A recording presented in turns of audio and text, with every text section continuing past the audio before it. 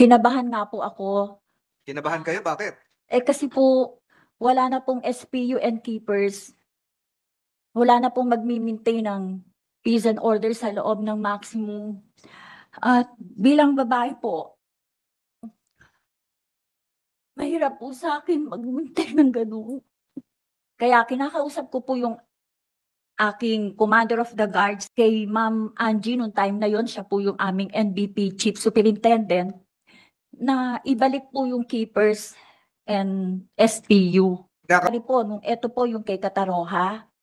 Then after July 17, na-relieve po akong OIC. Bakit po kayo na-relieve naman? Dahil nga po sa pagkawala. Pagkatakas niya. Opo. Ilang linggo yon na walang keeper? Mga 2 linggo na po muna keeper nun eh. Hindi po ako ang gumagawa po ng duty detail. Narinig-rinig din siya at pati siya mismo ay nakatakas. So, totoo ba na napakaluwag mo at ito ang naging dahilan ng ganitong sitwasyon? Kaya tayo nandito ngayon eh. When it comes to maluwag, sir, for the information of everybody, sir, ako po yung NBP Superintendent. Sa kapagpalang araw po sa atin lahat mga kababayan po natin, sinasabi nga ni PDL Kataroha na masyadong mahiwaga itong Bilibid at ang kanyang pagtakas ay sinasabi na rin na napakahiwaga dahil hindi pa malaman ang tunay kung paano nga ba ito nakapagtakas, nakapagpuslit, nakalabas mula sa Bilibid. Dahil alam naman natin na hindi niya talaga sinasabi ang katotohanan at ang kanyang alibay na sumakay ito sa truck ng basurahan, ito ay malabo at hindi umano makatotohanan ayon kay Senator Tolentino at kahit si Senator Robin Padilla ay hindi naniniwala. Bagkus ang gusto marinig ni Senator Robin Padilla kung sino ang tumulong sa kanya at ano ang kanyang misyon sa kanyang paglabas sa loob ng Bilibid. At dahan-dahan na itong naliwanagan dahil pinagsisibak pala ni Angie Bautista ang ilang mga gwardya at humantong pa na ang guard commander o yung commander ng mga gwardya ay isang babae na medyo may edad na mga kababayan po natin at kinakabahan umano ito sa kanyang seguridad kahit dahil ang kanyang binabantayan ay maximum at minsan ang gwardya na naka-duty ay babae na. So nanganganib, kinakambahan, nakakamba sila na posibleng may mangyaring masama sa kanila kung posibleng pagtripan sila ng mga PDL dahil sila ay babae. So sabihin natin na kahit gaano kaastig pa ang babae, iba pa rin ang lakas ng lalaki kaysa babae. Kaya hindi karapat dapat talaga na sila ang maggagwardya dyan sa mga matigas, mga kababayan po natin na mga PDL. Ang tanong, bakit pinagtatanggal ni Angie Bautista itong mga gwardya at halos 2 linggo umano na binulgar ni Fidel Kataroha na walang peacekeeper na nag-iikot sa kanilang area. So, ibig sabihin, nakakita sila ng pagkakataon na tumakas at ang iba pa nilang kasamahan ay nag-iisip na rin tumakas dahil sa kakulangan ng gwardya sa loob ng Bilibid. Ano ang ginawa ni General Katapang? Bakit ganon? Napabayaan na masyado ang loob ng Bilibid. Posible kayang dahil tinitipid nila ang budget o posibleng may pumapasok sa kanilang bulsa na pera mula sa NBP. Yan po ang ating katanungan na dapat masagot sa mga nangyayaring pagdinig sa House of Representatives at sa Senado. Di ba ikaw ang nag-assign ng duty keepers? Ang commander of the guards po. Kasi nung time pong umupo po ako bilang commander of the guards, OIC po, ay inalis po ang SPU and yun pong keepers. SPU po yung security patrol unit po. Yan po, sila po yung umiikot sa maximum 24/7 po. And yung pong mga keepers, sila po yung mga guards na nag-maintain po ng peace and order sa loob po ng brigada po. Kailan po inalis yung mga yon? Nung nag-assume po ako as OIC po ng maximum, Kailan po yon? April 12 po, Your Honor. So, hindi nyo sinabi na bakit inalis? Kung ibabalik, mas makakatulong sa iyong panunungkulan? Kinabahan nga po ako. Kinabahan kayo? Bakit? Kasi po, wala na pong SPU and keepers. Wala na pong magmi-maintain ng peace and order sa loob ng maximum. At bilang babae po, mahirap po sa akin mag-maintain ng ganun. So, kinakausap ko po lagi yung commander of the guards. Kung po kayo ang commander of the guards, Nung March, kinakabahan kayo sa personal yung seguridad. no, yung pong seguridad ng Preso. maximum po. Dahil wala na nga pong SPU, wala na rin pong keepers. Paano po yung peace and order doon na ko-compromise po, Your Honor? Kaya kinakausap ko po yung aking commander of the guard, si Madarcos po, Inspector Madarcos, na galing Palawan, na palagi mag-inspeksyon ng maximum at i-request din po na kay Ma'am Angie nung time na yon, siya po yung aming NBP Chief Superintendent, na ibalik po yung keepers and SPU. Kinakabahan kayo kasi baka may mangyari. Opo. May nangyari ba ho? Nung na nagpatibay ng inyong pangangamba? Wala naman po, pero may nangyari po nung eto po yung kay Kataroha. Then after July 17, na-relieve po akong OIC Bakit po kayo na-relieve naman? dahil nga po sa pagkawala. Pagkatakas niya. Opo. And then mga after 3 days po, I think it's July 22 or 20 po, sumunod naman po yung riot. July 20, nag-riot. Opo. Hindi ko po matandaan kung July 20 po. Pero siguro po mga after 3 days po akong na-relieve. Ito po ba yung riot na involve yung, kung na, tama yung pangalan na alala ko sa ulat, yung Peter ko? Peter po. Hindi, Melvin? Hindi po. Iba po. Iba yun. Opo. So, noong na-relieve kayo, saan kayo napunta? Una po sa escorting. And then after 5 days, at present po, nandito po ako ngayon sa BISEC, Ano po ba yung BISEC? Bureau, Basic Bureau Security and Escort Command po. So, mas maaluan yung trabaho nyo. Yes po, ma'am. Sir, Your Honor. Nakalagay po dito sa inyong sinumpaang salaysay, nung panahon nyo, wala nga talagang duty keepers responsible for securing the entire prison facility. No security patrol unit to conduct regular searching operations, roving patrol, inspections to maintain peace and order as part of security measures. That the approach in managing PDLs in the maximum security compound was due to the leniency of Jail Inspector Angelina Bautista in her capacity as acting superintendent. So, yung po ba dahil daw sa mga bagong pulisiya ni Ma'am Bautista na sinasabi nyo? Kasi binanggit nyo rin dito na yung authority and influence of Jail Inspector Angelina Bautista were absolute and exceedingly dominant during making her time, that during that time making the camp commander, kayo ngayon, irrelevant.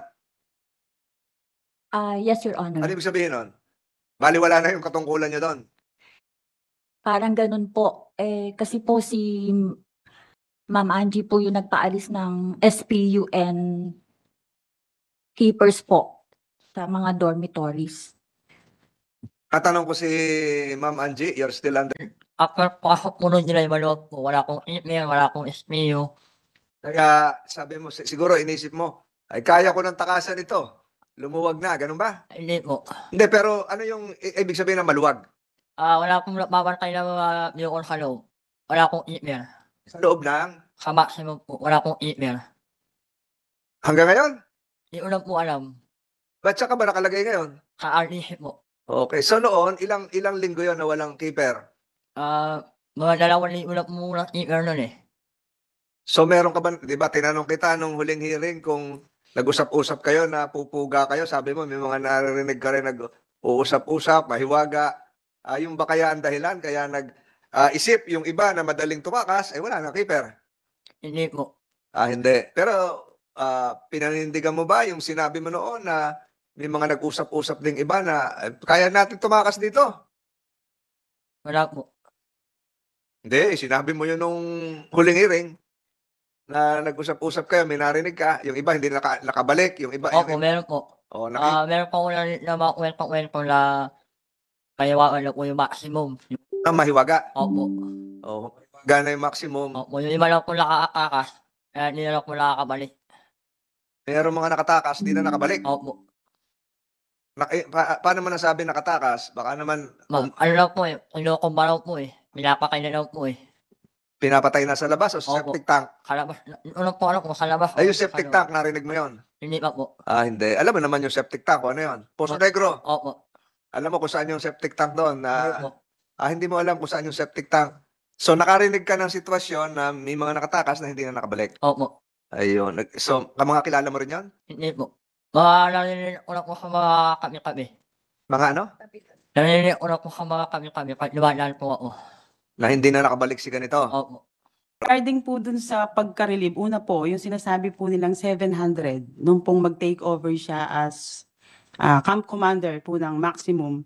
Hindi po 700 actually po yung, hindi ko po alam sa admin kung ilan po yung na-relieve. So nag-take over po sila kung, if I can recall po, mga 300 plus po sila na nag-take over po doon na bago. Ngayon po sir, when it comes to the designation at saka po positioning of personnel po sa inside the maximum, hindi po ako nag-i-issue po ng order. Hindi po ako ang gumagawa po ng duty detail. Sila po yon, ang commander of the guards at saka po yung camp commander. Yung pong na-relieve naman po na SPU, na members po ng SPU, yun po yung mga nangangaroling kahit hindi po Pasko. Yun po yung mga under investigation po na sinasabi namin. Yan po yung nire-report po ng mga PDL natin na hinihingan po ang bawat commander. Kakatok po kasi ang mga yan eh. Nagro-robbing po sila. Yan po yung nirelieve po namin nung panahon na nandun po ako. So, yung pong sinasabi nilang nirelieve ko po lahat yung keeper at saka SPU, ang nirelieve po namin yung pong mga under investigation. So, pag po nirelieve po namin yan, pag narelieve po yan, may mga tao po, inherent duties and function po ng isang camp commander na mag-designate po ng mga tao na ilalagay po niya kapalit po nila. Kasi po ako po, Yung maglalagay ng kapalit ng dorm keeper, ng security patrol unit. commander of the guards po, sir. Tapos po aprubahan po yan, dumadaan po yan sa camp commander, papunta po sa amin, para alam lang po ng admin na eto na po. Sinasabi ni Ma'am Hari na wala daw nakapalit naman. Kaya lumuwag. Pinatutunayan din ni Kataroha na kulang nga yung mga nagpapatrol. Wala rin naging dorm keeper. Kaya nakaisip yung iba. May mga naririnig-rinig din siya. At pati siya mismo ay nakatakas. So, totoo ba na napakaluwag mo at ito ang naging dahilan ng ganitong sitwasyon? Kaya tayo nandito ngayon eh. When it comes to maluwag, sir, for the information of everybody, sir, ako po yung NBP superintendent. I oversee the maximum, the RDC, the medium, and the minimum compound. Lahat po yan, sir, kumpleto po yan ng staffing pattern na sila po yung nagpe-perform na duties and function. Hindi ko po duty yung maggawa po ng duty detail ng mga tao po nilang ina-assign. Pero siguro duty mo rin na siguraduhin yung nasa staffing pattern is being complied with. May laman ba talaga? Itong nakalista rito na CO2, CO1, ito ba talaga nakaposter on? Yung pong duty detail, sir, hindi ko na po pwede pong i-oversee po yung duty Ano detail. lang ino-oversee mo? Yung pong halimbawa, sir, gaya po. Yung nasa ibabaw noon. Yes, gaya po nito, sir, yung nangyari pong takasan. Actually po, nakuha ko po yung information na tumakas nawala si Kataroha. July 16 po ng alas 12 pasado ng madaling araw. So, ang ginawa ko po, being the NBP superintendent, tinext ko po si camp commander, hindi niya alam. Kaya nga po siya na-relieve eh. Hindi po niya alam na may nawawala ng PDL. Kasi hindi nag-report sa kanya yung OD. So pumunta po siya, malakas ang ulan, hindi po officer of the day, si Combate po. Nandito po sa on record po yan, sir, 12:21 a.m. ng July 16 nang mag-report po yung CTOD, yung Communication Management System po namin sa Bucor. So being the NBP superintendent, tatawagan ko po yan ang mga camp commander. The same with the medium, the minimum, the RDC. Ganyan po yung ginagawa ko. Pero po yung paghawak po ng tao nila, sila na po yun. Parang ako po, kumbaga po sa Sa PNP, ako po yung provincial director, sila po yung chief of police. Sa sinasabi mo ngayon, nakadelegate na kina Ma'am Hari, bahala na sila kung gagawin nila yung trabaho nila. Pero dito sa kanyang sinumpaang salaysay, sinasabi niya na yung iyong kaluwagan ang nagdulot nitong insidenteng ito dahil wala ngang SPU, walang dorm keeper at lahat ng kanyang panahon doon ay naging irrelevant na rin at wala siyang control. Ma'am Hari, ano masasabi mo doon? Ma'am, maghihiraman pa kayo ngayon ng mic. Your Honor, nung mga panahon po na kulang po ng mga gwardiya po sa loob,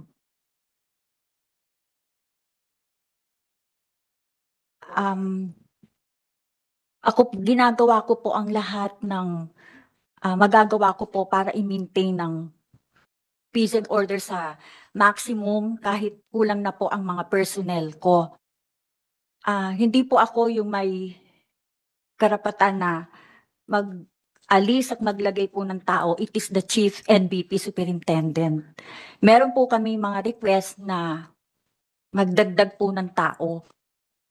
Pero wala naman pong dumarating. At saka ayaw po talaga Kanino po kayo nagre-request? kay Ma'am Angelina po. So, Meron po kaming mga sinasagot po yung request o hindi na sinasagot? Baka may dahilan kung bakit hindi na makakapagdagdag. Kasi nga, yung 700 naging 300.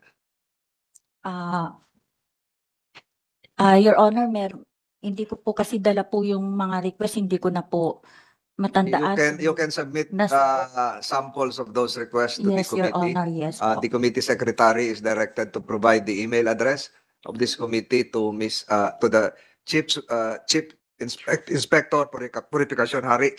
So the same can be submitted. So directed. Tuloy niyo po.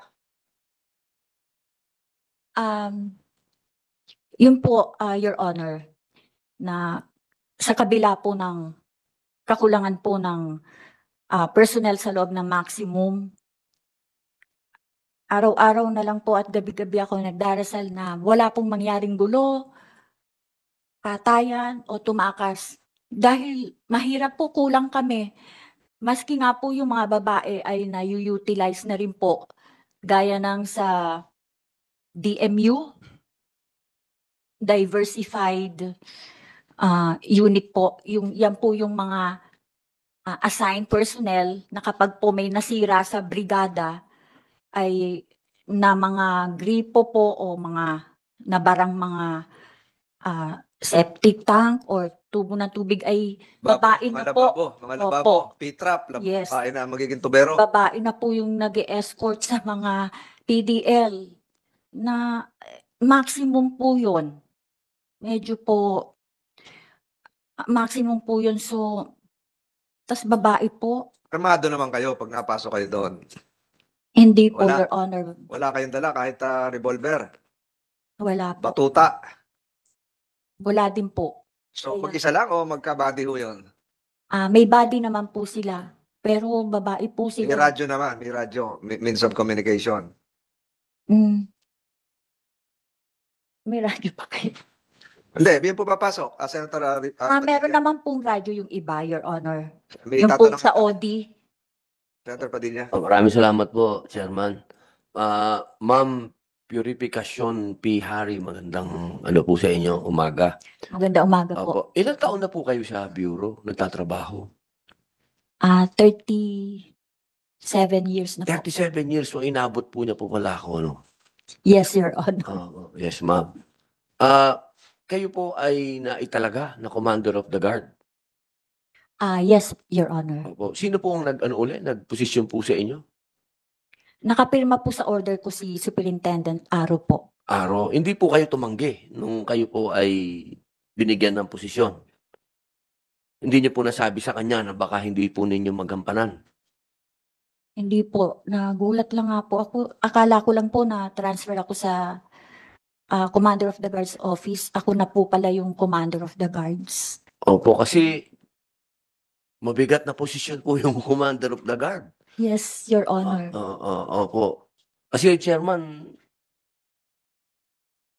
yun yung posisyon na yun katulad ng sinabi niyo po kanina, no? Marami namang sigang babae din talaga. Na minsan masiga pa yung babae sa lalaki. Pero sa paglalahad ni Ma'am Senior Inspector Purificación, parang hindi siya handa doon sa posisyon na naibigay sa kanya. Paano ba yung general? Hindi niyo po ba yung nabalitaan na parang hindi po handa si ma'am doon sa posisyon? Wala po ako nabalitaan, Mr. Chair, Your Honor. Kanino po kanino po yung dapat siya nagsabi? Pag ganun po ba, in-offer sa iyo yung posisyon? Mr. Chair, Your Honor, she can refuse kung hindi niya po kakayanin. Kaya't wala naman po ako nabalitaan na ganun na umabot sa aking atensyon na sinabi niya na hindi niya kakayanin. Opo. Siguro, Chairman, sa susunod, dapat magkaroon sila ng guidelines na ganun. Kung kaya ba talaga nung opisyal yung binibigay sa kanyang posisyon. Kasi parang doon nang galing eh. Parang doon nang galing yung Hindi ko po kayo sinisisi, ma'am, ha? Wala pong sisihan dito, tapos na po yung sisihan eh. Kasi nangyari na. Dapat ngayon na lang po siguro, para in aid of legislation, kaming dalawa ni Senator Tolentino, itong idol ko, pagdating po sa batas talaga, walang nakakalusot dito eh. Pag-usapan po natin kung paano ito hindi na mangyayari uli. Yes, Your Honor. Kaya napakahalaga po nung inyong sinasabi sa amin ngayon. Kasi sa akin pong palagay, doon nagkaroon ng lakas loob si Kosa, si Michael Cataroha, nung nakita niya na wala nang keeper doon. Kasi nagulat ako nung sinabi niya wala na siyang makitang keeper. Parang imposibleng mangyari yun dahil sa loob ng 3 taong ko sa Bilibid, laging may keeper. So, sa maximum, wala pang keeper. Ganun ba, Michael? Wala kang nakitang keeper? Wala po. Baka naman hindi ka naman lumalabas sa shelter mo. Doon mismo sa brigada mo, walang keeper. Wala po. Kasi po, wala papabilang po. May nila po eh. Walang nagpapatrolya. Wala po. Sino lang nandun? Ika lang. Opo. Ano po, nakakamit po sila sa may oli. Mga inta po. Layo mo ng opisina eh. Ibig sabihin sa brigada, wala. Wala po. Ganun. Medyo may problema nga yun, Chairman. May problema tayo sa usapin na yon. Pero hindi na natin pagtatalunan pa yan. Ang kailangan na lang po siguro, sir, ayusin po natin. Kasi hahaba tayo ng hahaba. Ang gusto lang namin malaman talaga ni Chairman kung ano yung katotohanan. Kung saan ka talaga dumaan. Ngayon, ang nangyari naman ngayon na maganda dito, narinig natin si Inspector Purificación. Siguro, sir, sa ngayon, maglagay ka ng siga doon na Commander of the Guard. Mr. Chair, Your Honor, gagawin po namin. Opo, yun po ang sikreto dyan eh. Tsaka ma'am, kay ma'am, ako naman tagahanga nyo naman ako, Ma'am Angelina Bautista. Pero sana, sa susunod, meron talaga tayong command responsibility. Mahirap yung sinasabi natin na, hindi ko na trabaho yan. Mahirap yun. Dapat pagka tayo po ang opisyal, talagang meron tayo talagang sagot natin yan. At ako po umahanga dito kay Ma'am Purificación, talagang inamin nyo. Hindi po kayo dyan na nagdunong-dunungan, hindi kayo nagtakip-takip pa. Talagang yan po ang kailangan natin. Accountability. Inaamin na agad. Kaya nakakawala po ng init ng ulo yun eh. Kasi minsan dito po sa hearing namin, yan na madalas makainit ng ulo. Yung palpak na, nagmamagaling pa. Kaya po ma'am, ako po ay bumabati sa inyo. Thank you, Your Honor. Tanong ko na lang po ulit si Michael. Ano ba talaga, tol? Ako bilib ako sa isang salita ni General Katapang dahil sinabi niya sa amin na kahit anong mangyari, puproteksyonan ka niya. At nagulat ako, buhay ka pa. Oo, talagang maraming salamat, sir. At meron kayong isang salita. Kasi yung ginawa mo sa panahon namin, totoo yung sinabi mo. Pag ganyan ang ginawa mo, pinirwisyo mo yung buong populasyon. Medyo madidisgrasya ka, Michael.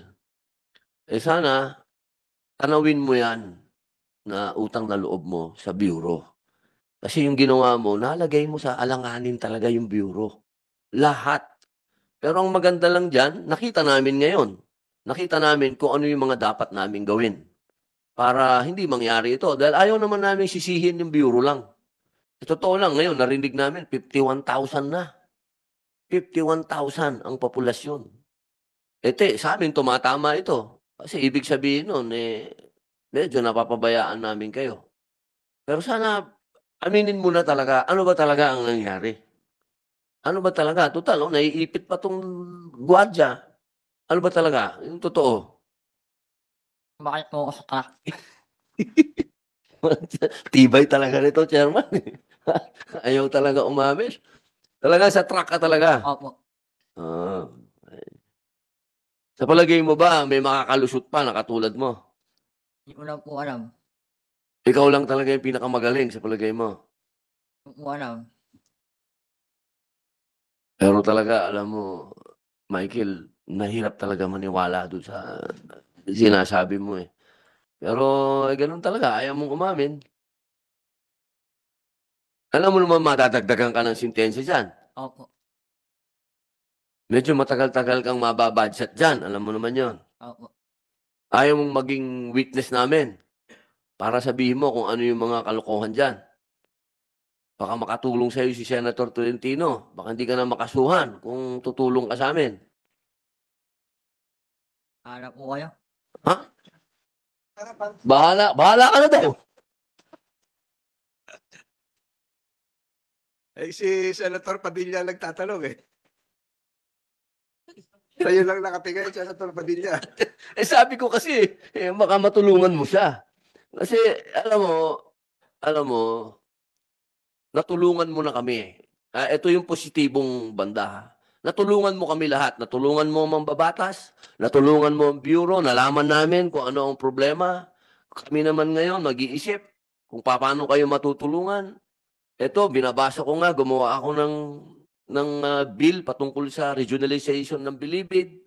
Kasi ayoko naman na malayo yung mga bilanggo sa mga pamilya nila. Kung po pwede, ilapit na lang sila kung nasan sila. Kung taga-Bisaya sila, doon na lang sila makukulong sa Bisaya. Kung taga-Mindanao, taga-Mindanao. Pero hindi namin pwede palagpasin to. Trabaho naman namin yun. Dito, ang may ipit dito, ikaw lang. Yung mga gwardiya dito, masususpindi lang yan. Nandito yun, nabasa ko, masususpindi without pay. Ikaw, madadagdagan ka ng sentensya. Kapag hindi natin ito nalaman kung saan nanggaling ito, kung paano mo ginawa yung pagiging mahiwaga mo, hindi matitigil to. Sabi ko naman sa iyo, tutulungan ka namin kung tutulungan mo kami. Total, tinulungan mo na kami lahat ngayon. Tulungan mo na kaming dire-diretso. Gusto mo ba tinulungan mo kami, ikaw lang maipit dito? Gusto mo ba yon na ikaw lang maipit dito? Opo. Ha? Ginawa ko naman po yun eh. Ganon. Opo. O sige, kasuhan mo na to. Wala na akong may tatanong dito. Lahat na ng panglalambing, ginawa ko na eh. Wala talaga, matigas talaga, Chairman. Salamat, Senator.